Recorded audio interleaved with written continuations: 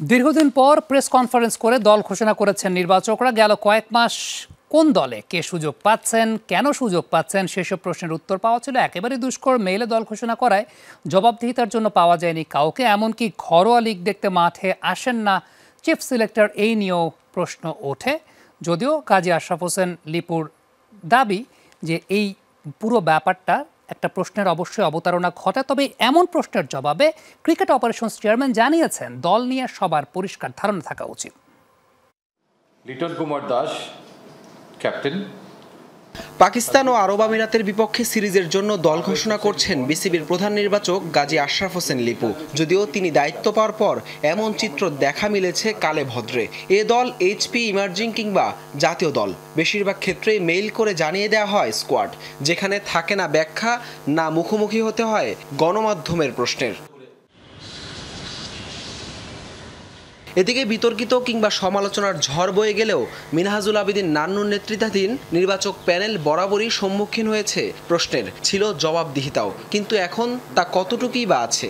প্লেয়ারদের কাছে থেকে দেখা কোন সিচুয়েশনে কেমন খেলছে এটা দেখার জন্য মাঠ থেকে দেখতে হয়।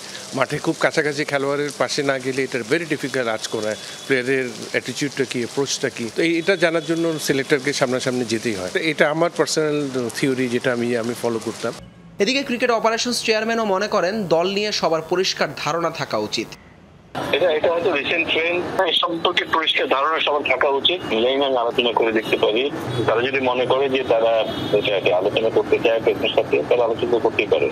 শুধু দল নির্বাচনই নয়, মাঠের ক্রিকেটে কতটুকু নজর দিচ্ছেন প্রধান নির্বাচক, সেই নিয়েও আছে প্রশ্ন। ডিপিএল এর এত বড় টুর্নামেন্টে বিকেএসপিতে কোনো ম্যাচেই যে দেখা মেলেনি গাজী আশরাফ হোসেন লিপুর। আগের কমিটির যে চর্চা ছিল তা এখন কেন নেই?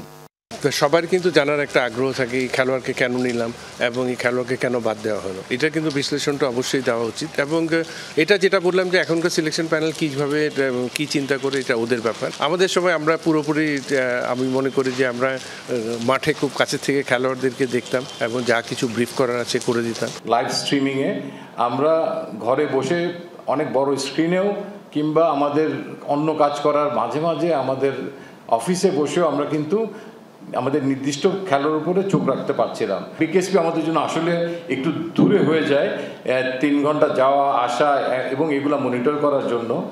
তো সেই আলোকে আমরা হয়তো যেতে পারিনি। 3 সদস্যের নির্বাচক প্যানেলে হান্নান সরকারের পদত্যাগের পর এখন আছেন 2 জন। ক্রিকেটারদের পারফরমেন্সে নজর রাখতে যে প্রধান নির্বাচকের এমন যুক্তি কতটুকু গ্রহণযোগ্য তা নিয়েও আছে প্রশ্ন।